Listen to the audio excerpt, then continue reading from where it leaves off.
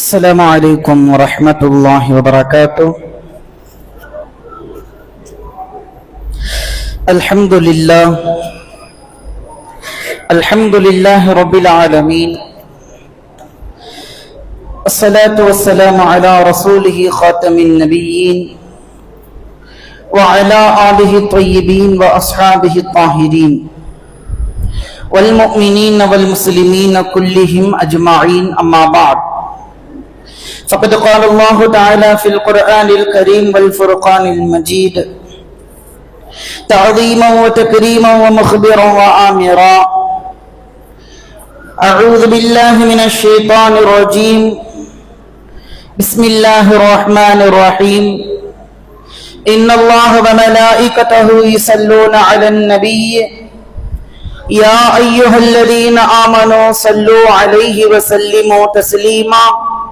اللهم صل على سيدنا محمد النبي الأمي وعلى أبويه وآله وصحبه وسلم صلاة وسلاما دائما عليك يا سيدي يا حبيبي يا رسول الله صلى الله عليه وسلم. وقال تعالى في آية أخرى: ولكل أمة جعلنا منسكا ليذكروا اسم الله على ما رزقهم من بهيمة الأنعام. وقال نبينا صلى الله عليه وسلم: إنما الأعمال بالنيات وإنما لامرئ ما نوى. اللهم رب اشرح لي صدري ويسر لي أمري واحلل عقدة من لساني يفقهوا قولي. يا رب بالمصطفى بلغ مقاصدنا واسمح لنا ما مضى يا واسع الكرم. புகழனைத்தும் நம்மை எல்லாம் படைத்து பரிபாலிக்கின்ற எல்லாம் வல்ல அல்லாஹ் ஒருவனுக்கே உரித்தாகட்டுமாக. சலாத்தும் சலாமும் கண்மணி நாயகம் முஹம்மது முஸ்தபா ரசூலுல்லாஹி ஸல்லல்லாஹு அலைஹி வஸல்லம் அன்னவர்கள் மீதும், அன்னவர்களை அப்படியே பின்பற்றிய சத்திய சஹாபாக்கள், தாபிஈன்கள், தபஅ தாபிஈன்கள், நாதாக்கள், நல்லடியார்கள், குறிப்பாக நம் அனைவர் மீதும் குறைவின்றி நிறைவாக என்றென்றும் நிலவட்டுமாக. ஆமீன். கண்ணியத்திற்குரிய அல்லாஹ் நல்லடியார்களே, அல்லாஹ்வுடைய மகத்தான அருளினால் நாம் எல்லாம் அரபு மாதங்களின் இறுதி மாதமாகிய இனிய மாதமாகிய துல்ஹஜ் மாதத்தினுடைய முதல் ஜும்ஆவில் நல்ல பல செய்திகளை செவியுற்று செவ்வனே அதன் அடிப்படையில் நமது வாழ்வினை அமைத்துக் கொள்ள வேண்டும் என்கிற நன்னோக்கில் நாம் எல்லாம் வருகை புரிந்திருக்கின்றோம், வர இருக்கின்றோம். எல்லாம் வல்ல அல்லாஹ் இதனை முழுமையாக ஏற்று இதன் முழு பயனையும் நம் அனைவருக்கும் தந்து புரிவானாக.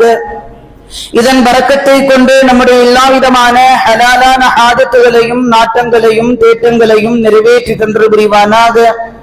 நம்முடைய வியாபாரங்களில் பரக்கத்து செய்வானாக. நம்முடைய வருமானங்களில் அபிவிருத்தி செய்து புரிவானாக. நம்முடைய எல்லா விதமான கவலைகளையும் கஷ்டங்களையும் நீக்கி அருள் புரிவானாக என பிரார்த்தித்தவனாக எனது உரையை துவங்குகின்றேன். கண்ணியத்திற்குரியோர்களே, நாம் எல்லாம் மகிழ்ச்சியோடு தியாக திருநாளாகிய ஈதுல் அல்ஹாவை நாம் ஆர்வத்தோடும் மகிழ்ச்சியோடும் ஆனந்தத்தோடும் எதிர்பார்த்து கொண்டிருக்கிறோம். எல்லாம் வல்ல அல்லாஹ் அந்த நாளை உடல் ஆரோக்கியத்தோடும் ஆஃபியத்தோடும் சலாமத்தோடும் பொருளாதார வசதிகளோடும் மனநிறைவோடும் நல்ல அமல்கள் செய்து இறைவனுக்கு பொருத்தமான வகையில் அமைந்திட வல்லோன் அல்லாஹ் கிருபை செய்து புரிவானாக. கண்ணியத்திற்குரியோர்களே, அந்த ஈதுல் அல்ஹாவினுடைய முக்கிய அமலாக பார்க்கப்படுவது குர்பான் என்கிற மிகச்சிறந்த ஒரு அமல். இந்த குர்பான் என்று சொன்னால் தியாகம் என்று பொருள், இறைவனோடு நெருங்குதல் என்று பொருள். எனவே அல்லாஹுவை அமல்களால் நெருங்க முடியும் என்று அறிந்த நாம் எவைகளை கொண்டு நாம் மிக எளிதில் அல்லாஹுவை நெருங்கிவிட முடியும் என்பதை அறிந்திருந்தும் சில நேரங்களில் மறந்து வாழ்கிற, அதன்படி அமல் செய்யாமல் வாழ்கிற ஒரு சூழ்நிலை இன்றைக்கு நம் சமுதாயத்தில் பெருகி வருகிறது. காரணம் பல்வேறு கலாச்சார சீரழிவுகள். இஸ்லாத்தை பற்றிய மார்க்கத்தை பற்றிய தகவல்களை அறிந்து கொள்ள வேண்டும் என்கிற ஆர்வம் இல்லாமை, அல்லது அறிந்திருந்தாலும் அதன்படி அமல் செய்ய வேண்டும் என்கிற எண்ணம் இல்லாத ஒரு காரணத்தினால் இன்றைக்கெல்லாம் பல அமல்கள் ஒரு சடங்காகத்தான் செய்யப்படுகிறது. கண்ணியத்திற்குரியோர்களே, பொதுவாக நஃபிலான அமல்கள், உபரியான அமல்கள், அது நோன்பு, தொழுகை, தர்மம் எதுவாக இருக்கட்டும், அவைகளை எல்லாம் எந்த நேரத்தில் எந்த நாட்களில் வேண்டுமானாலும் செய்து கொள்ளலாம். அதற்கென்று நிபந்தனை கிடையாது. ஃபரலான வாஜிபான சில விஷயங்களை செய்வதற்கு இந்த நேரம் இந்த நாள் என்று உள்ளது. நஃபிலான விஷயங்களை செய்வதற்கு அப்படி அல்ல. உதாரணமாக ஃபர்து தொழுகை என்றால் அது ஃபஜ்ருடைய நேரம், இந்த நேரத்திலிருந்து இதுவரைக்கும் தான் இந்த நேரத்தை அதாவாக கதா இல்லாமல் நிறைவேற்ற முடியும். வஹராக இருந்தால் இந்த நேரம், அசராக இருந்தால் இந்த நேரம் என்று தொழுகைக்கு ஒரு நேரம் குறிப்பிடப்பட்டிருக்கிறது. அதே போன்று ஹஜ்ஜினுடைய அமலை எடுத்துக்கொண்டால் இந்த மாதத்தில் இந்த நாட்களில் தான் இந்த அமல் செய்ய முடியும். 12 மாதங்களில் 11 மாதங்கள் அந்த பாக்கியத்தை நாம் பெற முடியாது என்கிற நிலை இஸ்லாம் உருவாக்கி இருக்கிறது. அதுபோன்றுதான் இந்த குர்பான் என்கிற மிகச் சிறந்த ஒரு அமல் ஹஜ் மாதத்தினுடைய 10, 12, 11, 12 ஆகிய இந்த 3 நாட்களில் தான் இந்த குர்பானை அல்லாஹ்விற்காக கடமையானதை நாம் நிறைவேற்ற முடியும்.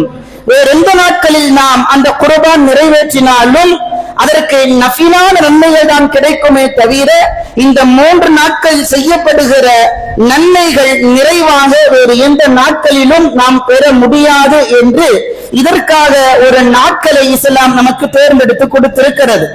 ஆனால் கண்ணியத்திற்குரியோர்களே, இந்த குர்பானை ஏனைய நாட்களில் இன்னும் சொல்வதானால் திருமணத்திற்காக 50 ஆடுகள், 20 ஆடுகள், 100 ஆடுகள் வரைக்கும் அறுப்பதற்கு தயாராக இருக்கின்ற நாம் அல்லாஹ்விற்காக 1 ஆடு, 2 ஆடு, 3 ஆடுகள் அறுப்பதற்கு ஏன் தயாராக இருப்பது கிடையாது?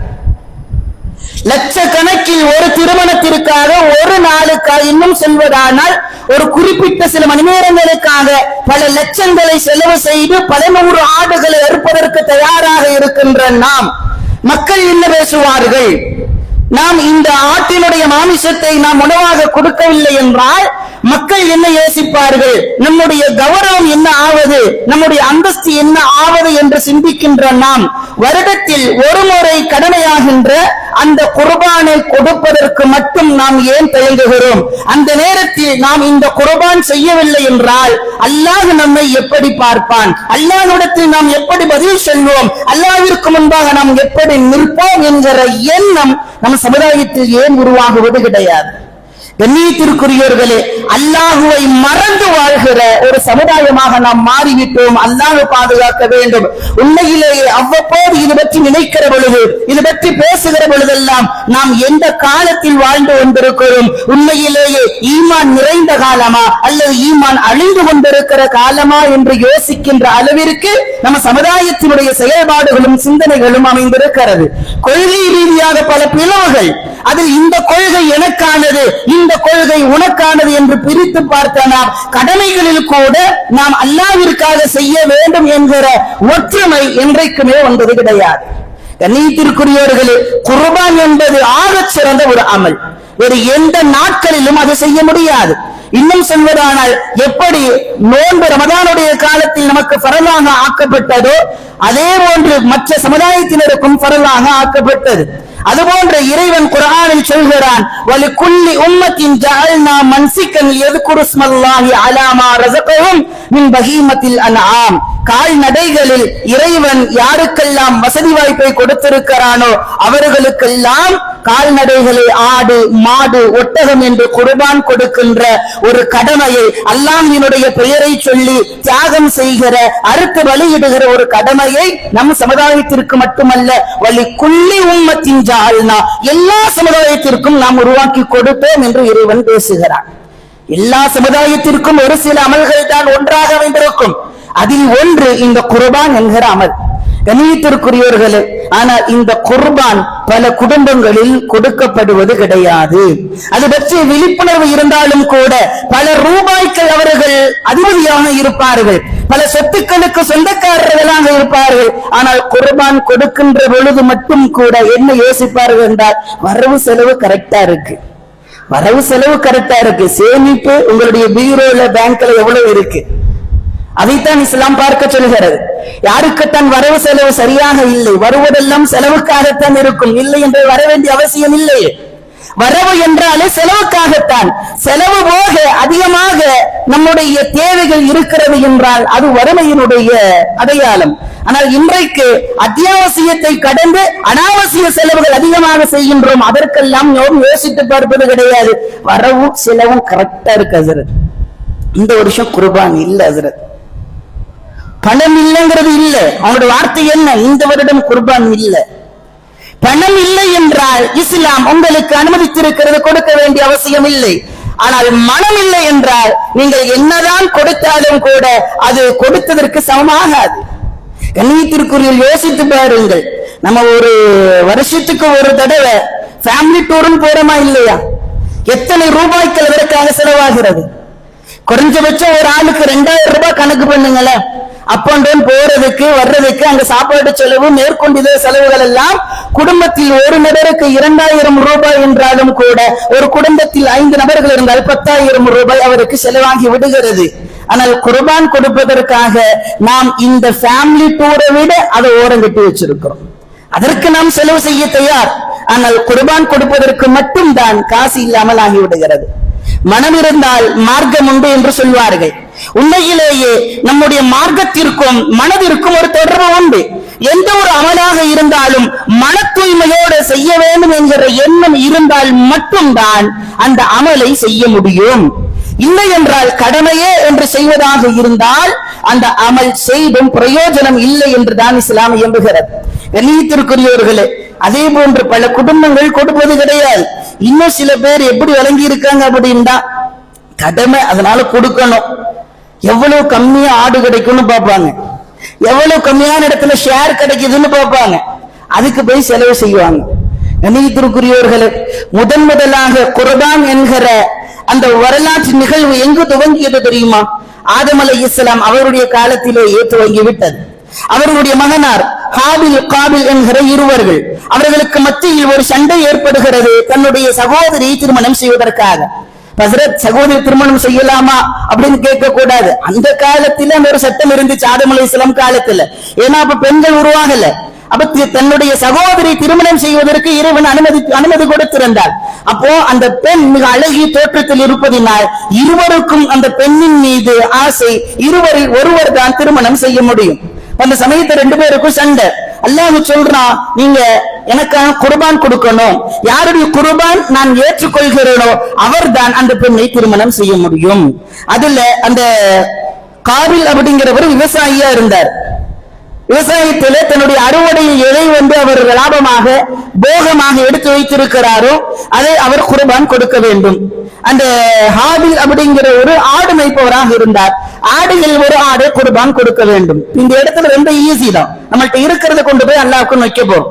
அதுல என்ன இருந்துச்சு அப்படின்னா, நம்மள மாதிரி ஒரு சூழ்நிலை அல்ல. நமக்கெல்லாம் குர்பான் அங்கீகரிக்கப்படுகிறதா இல்லையா என்று பார்த்தால் எல்லோருமே வருடந்தோறும் கவலைக்குரியவர்களாகத்தான் இருப்போம். ஏன்னா அல்லாஹ் காட்டிட்டான்னா அவ்வளவுதான். நம்முடைய நிலை என்ன, எண்ணம் என்ன, எதற்காக செய்திருக்கிறோம், யாருக்காக செய்திருக்கிறோம், அத்தனை ரப்பு வெளிச்சமிட்டு காட்டிடுவான். அன்றைக்கெல்லாம் அப்படித்தான் இருந்தது. என்ன பண்ணாங்க, இந்த காபில் அப்படிங்கிறவரு தன்னுடைய விவசாய பொருட்கள் எதை விளைச்சலாக எடுத்துக்கொண்டாரோ அதை போய் ஒரு மலை மேல வைக்கிறார். எப்படிப்பட்ட ஒரு பொருள் அப்படின்னா, அவர்கிட்ட இருக்கிறதுலயே ரொம்ப மட்டமான பொருள் எடுத்துட்டு போறார்.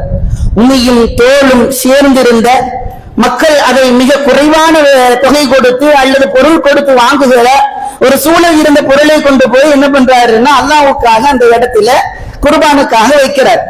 ஆனா இந்த ஹாபில் அப்படிங்கிறவரு தன்னுடைய ஆட்டு பண்ணைகளிலே எது மிகச் சிறந்த ஒரு ஆடாக இருந்ததோ, கொழுத்த ஆடாக இருந்ததோ, கம்பீரமான தோற்றத்திற்குரியதாக இருந்ததோ, விற்பனை செய்தால் அதிகமான லாபம் கிடைக்கும் என்றிருந்ததோ அந்த ஆட்டை கொண்டு போய் அல்லாஹ்வுக்காக வைக்கிறார். இந்த இடத்துல அந்த விவசாயியினுடைய அந்த பொருள் அல்லாஹ்வால் அங்கீகரிக்கப்படவில்லை. இந்த ஹாபிலனுடைய ஆடு வானிலிருந்து ஒரு நெருப்பு அதனை கரித்து விட்டு செல்கிறது என்று நாம் வரலாறுகளில் பார்க்கிறோம்.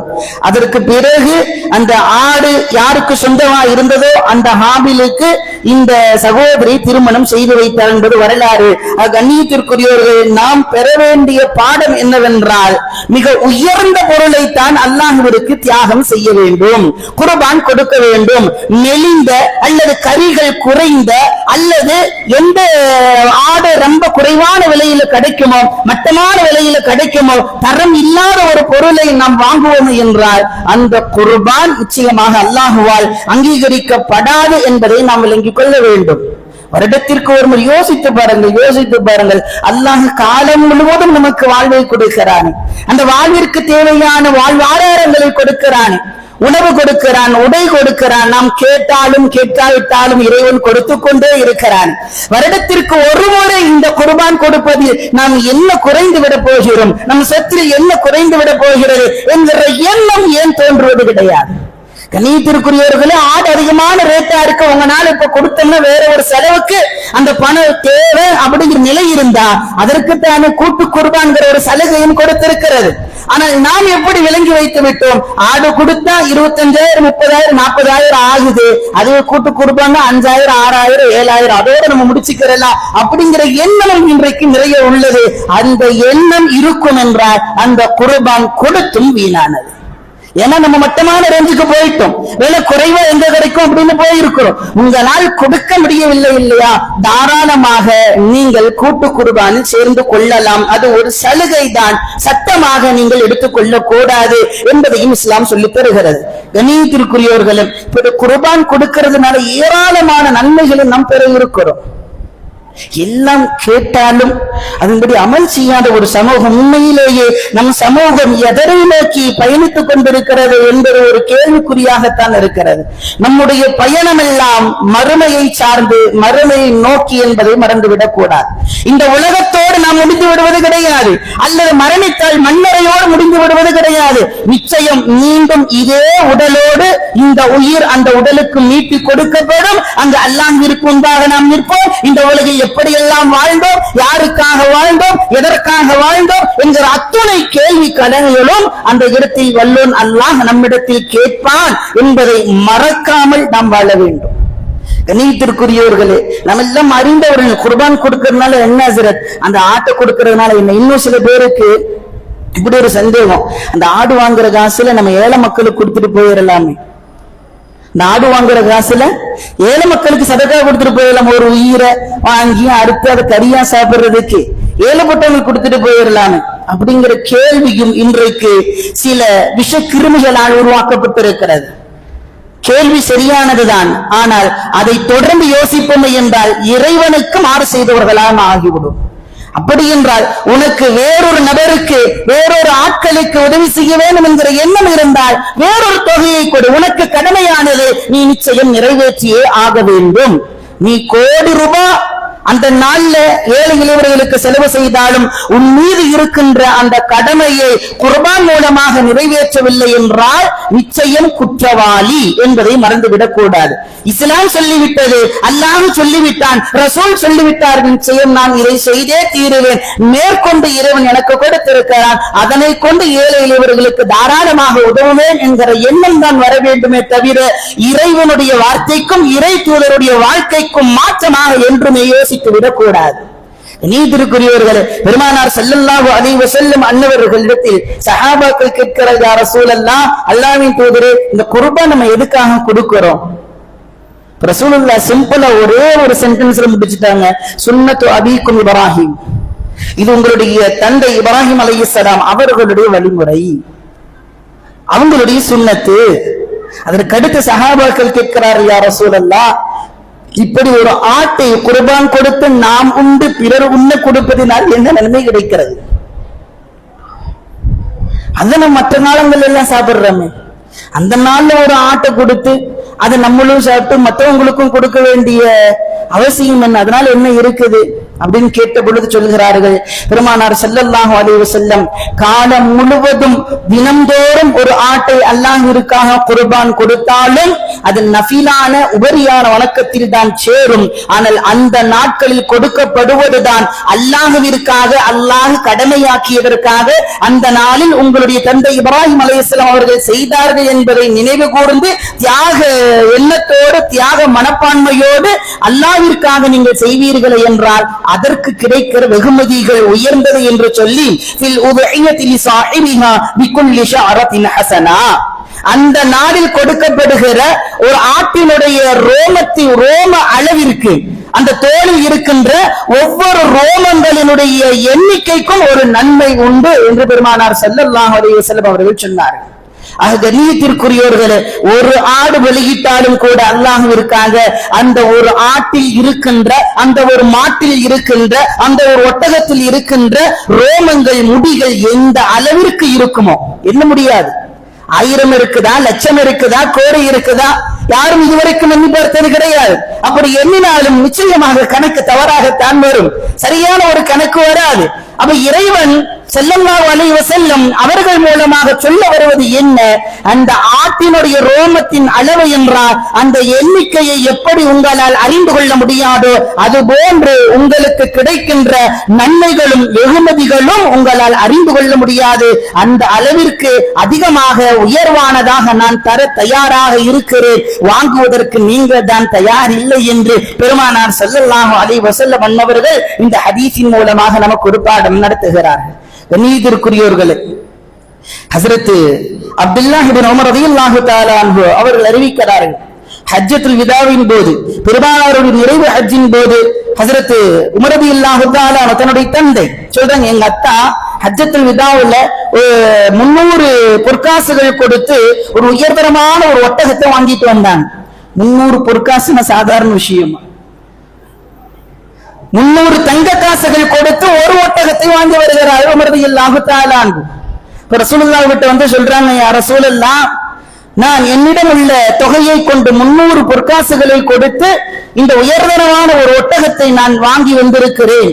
நீங்கள் அனுமதி கொடுத்தால் இதனை குர்பான் கொடுப்பேன், இல்லை என்றால் இதனை விற்றுவிட்டு இதன் மூலமாக இன்னும் சில ஒட்டகங்களை வாங்க முடியும். ஏன்னா இது ரொம்ப காஸ்ட்லியானது. கண்டிப்பா இதை வித்துட்டோம் அப்படின்னா 3 நாள் ஒட்டகம் வாங்க முடியும்.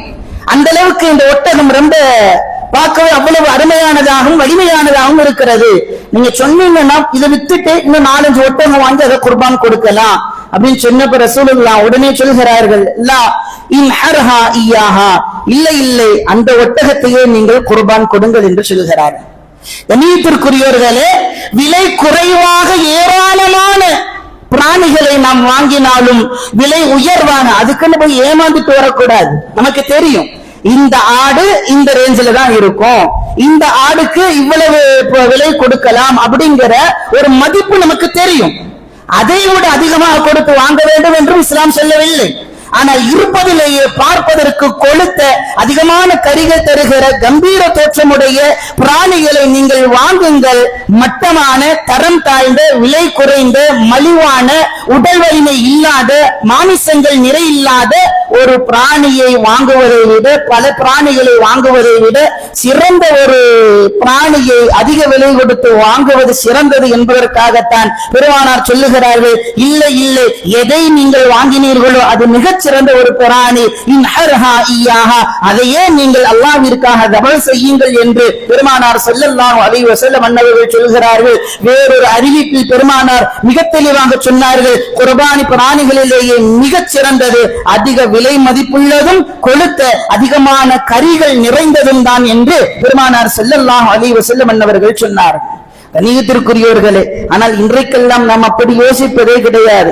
அல்லாஹ்விடத்துல உண்மையிலேயே இந்த அரசியல்ல அல்லது வேறு ஏதோ சட்ட சிக்கல்கள் ஏதாவது லோப்ஹால் இருக்கான்னு பார்த்துட்டு போற காலம். ஆனா இன்னைக்கு நம் சமூகத்தில் நம்முடைய சட்டத்திலே என்ன லோப்ஹால் இருக்குன்னு பார்க்கலாம். எங்க ஓட்டை இருக்கு, அதுக்குள்ள போட்டு வெளியே வர முடியுமா அப்படிங்கிற எண்ணத்தோடு தான் நாம் வாழ்ந்து கொண்டிருக்கோம். இப்படி இருக்குது, இதுல கடமையா? ஆமாங்க கடமை, இருந்தாலும் இப்படி இருக்குது அதுல கடமை. அப்படியே மீண்டும் மீண்டும் கேட்டு கேட்டு என்ன அவங்க பதில் எதிர்பார்க்கிறாங்க அப்படின்னா, இல்லங்க உங்களுக்கு இது கடமை இல்ல, ஜாலியா போயிட்டு வாங்க இப்படிங்கிறத எதிர்பார்க்கிறாங்க. அதை எப்படி சொல்ல முடியும்?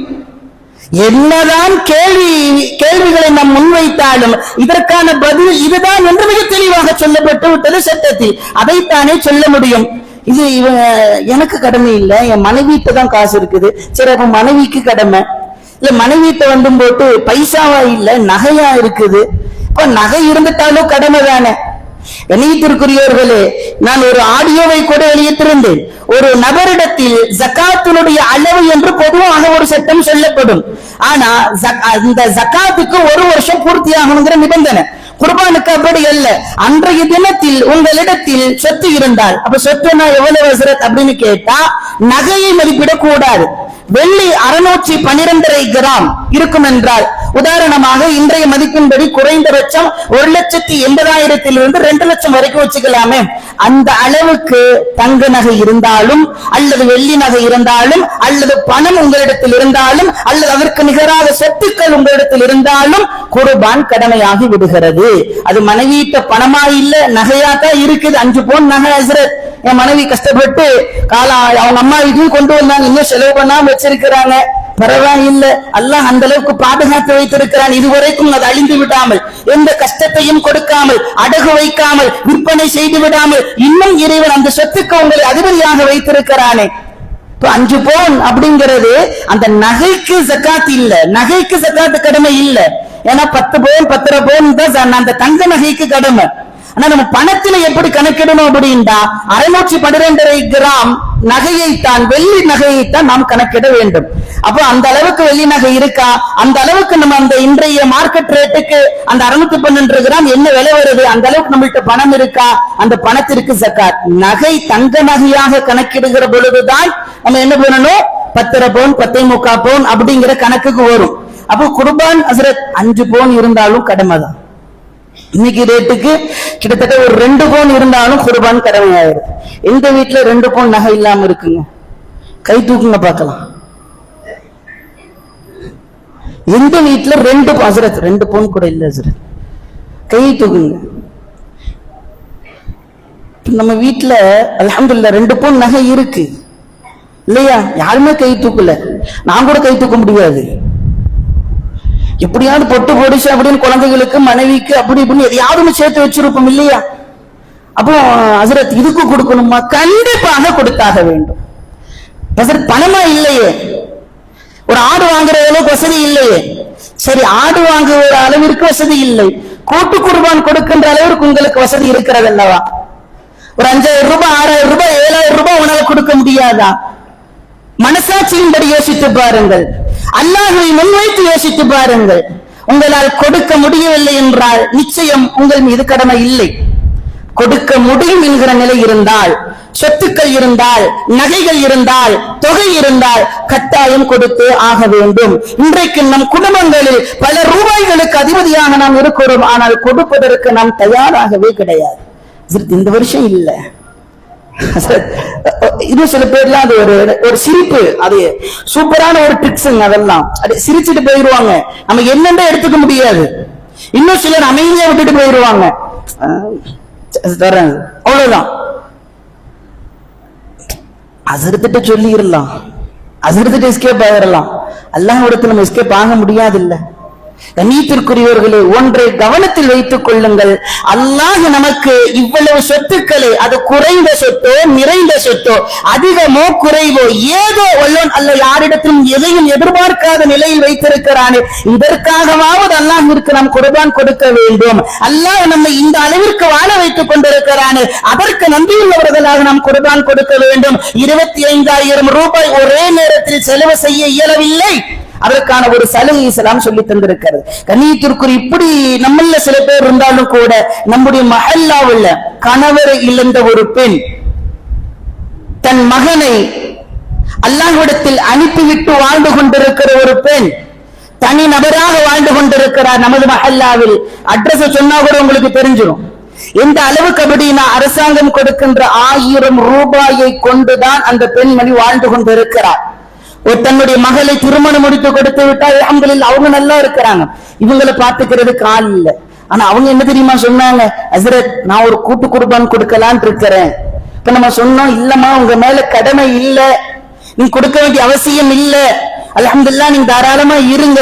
இல்ல ஹஸரத், அல்லாஹ் தஆலா கணவர் இல்லாமல், என்னுடைய மகன் இல்லாமல், யாருடைய எதிர்பார்ப்பும் இல்லாமல் என்னை இந்த அளவிற்கு வாழ வைத்துக் கொண்டிருக்கிறானே, யாரிடத்திலும் எதையும் எதிர்பார்க்காமல் கண்ணியத்தோடு வாழ வைத்துக் கொண்டிருக்கிறானே, அதற்காக நான் இறைவனுக்கு குர்பான் கொடுக்க வேண்டும் என்று ஆசைப்படுகிறேன் என்று சொல்லி அந்த குர்பானிற்கு தயாராக இருக்கின்ற சில குடும்பத்தார்களும் மக்களும் நம் சமூகத்தில் வாழ்ந்து கொண்டுதான் இருக்கிறார்கள். அதனால் தான் என்னவோ நம் சமுதாயம் இன்றும் நிம்மதியாக வாழ்ந்து கொண்டிருக்கிறது அல்லாஹ்வுடைய அருளினார். கண்ணியத்திற்குரியவர்களே, ஏழைகளுக்கு கடமை இல்லை, ஆனால் அவர்களுடைய எண்ணம் எவ்வளவு உயர்வானதாக இருந்தது. அல்லாஹ்விற்கு என்னை இவ்வளவு நிம்மதியாக வாழ வைத்தான், வாழ வைத்துக் கொண்டிருக்கிறான், என்னிடம் இருக்கின்ற இந்த நிலையும் இறைவன் பறித்து விட்டால் என்னுடைய நிலை என்ன என்று எனக்கு கவலை அளிக்கிறது. எனவே சிறுக சிறுக சேர்த்து இந்த குர்பானுக்கும் ஒரு தொகையை வச்சிருக்கிற, இன்னும் முழுமையா ஆகல, இன்னும் 2-3 நாள்ல அந்த தொகை எனக்கு முழுமையாயிரும், அதற்காக நான் கூட்டு குர்பான் கொடுக்க வேண்டும் என்று விரும்புகிறேன் என்கிற சொல்லுகிற பெண்மணி வாழுகிற மஹல்லாவில் தான் நாமும் வாழ்ந்து கொண்டிருக்கிறோம். கண்ணியத்திற்குரியவர்களே, ஒவ்வொருவருக்கும் தெரியும் நமக்கு கடமையா இல்லையா என்பதை, நாம் கொடுக்க வேண்டுமா வேண்டாமா என்பதை அல்லாஹ்விற்கு முன்பாக அவனை சாட்சியாக வைத்து நீங்கள் உங்களுடைய குர்பான்களை கொடுப்பதும் கொடுக்காமல் இருப்பதும் உங்களுக்கும் அல்லாஹ்விற்கும் மத்தியில் உள்ளது. இருந்தாலும் எங்களுடைய கடமை, யாருக்கு குர்பான் கடமையாகிறது என்று சொல்ல வேண்டியது எங்களுடைய கடமை. அதனை நாங்கள் மிக தெளிவாக சொல்லிவிட்டோம். அல்லாஹ்விடத்தில் நாங்கள் நிரபராதியாக இருந்து விடுவோம். நீங்கள் செய்யவில்லை என்றால் உங்களுடைய நிலை உலகிலும் யோசித்துக் கொள்ளுங்கள், மறுமையிலும் யோசித்துக் கொள்ளுங்கள். வல்லோன் அல்லாஹ் நம்மை பொருளாதார வசதியோடு வாழச் செய்து ஜக்காத்தை முறையாக கொடுப்பவர்களாக, குர்பானை முறையாக கொடுப்பவர்களாக, இறைவனுக்கு நன்றி உள்ளவர்களாக வல்லோன் அல்லாஹ் நம் அனைவரையும் ஆக்கி அருள்புரிவானாக. வ ஆகிரு தஅவானா அல்ஹம்துலில்லாஹி ரப்பில் ஆலமீன். அஸ்ஸலாமு அலைக்கும் வ ரஹ்மத்துல்லாஹி வ பரகாத்துஹு.